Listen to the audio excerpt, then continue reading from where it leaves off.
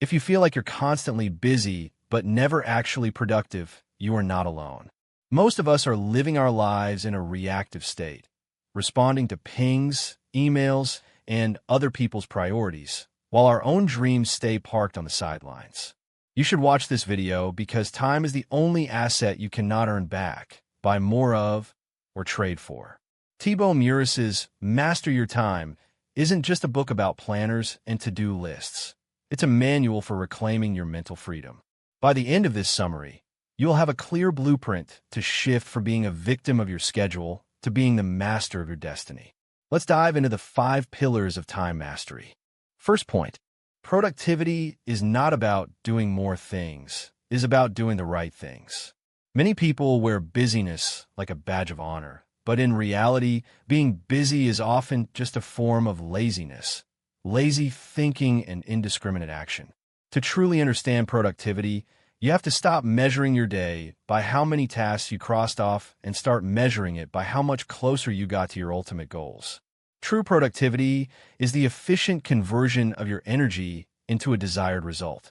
If the result doesn't matter, the speed at which you achieve it is irrelevant. Mastery starts when you give yourself permission to do less, so you can do what remains at a much higher level of quality. Second point, most of us treat time as if it were an infinite resource, which leads to procrastination and poor decision-making. To master your time, you must perform a software update on how your brain perceives every passing hour. Instead of viewing time as a linear path of hours worked, start viewing it as an investment. Every hour you spend is a seed you are planting.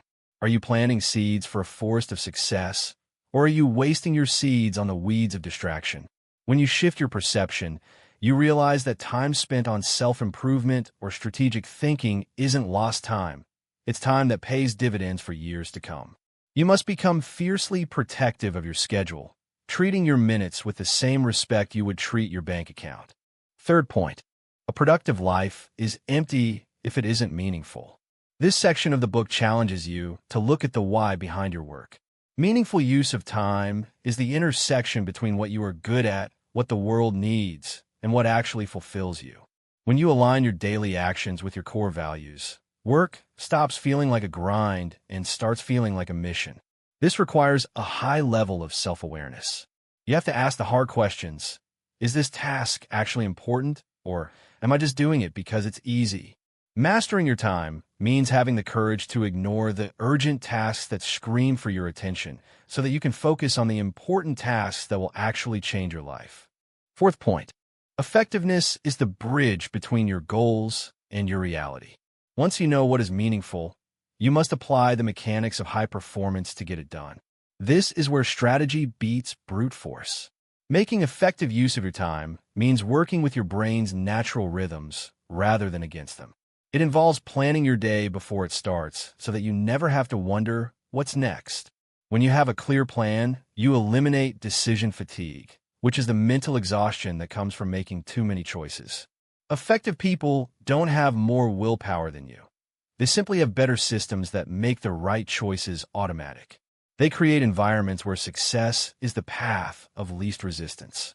Fifth point, in today's world, focus is the ultimate competitive advantage. While everyone else is multitasking and fragmenting their attention into a million pieces, the person who can sit down and focus on one single task for 2 hours is the person who will win. Extraordinary focus is like a muscle, it must be trained. It requires you to build a fortress around your mind to keep out the noise of the digital world. This isn't just about turning off your phone. It's about a mental commitment to a single objective. When you develop this level of focus, you enter a state of flow, where time seems to disappear and your output increases exponentially. This is where the best work of your life happens.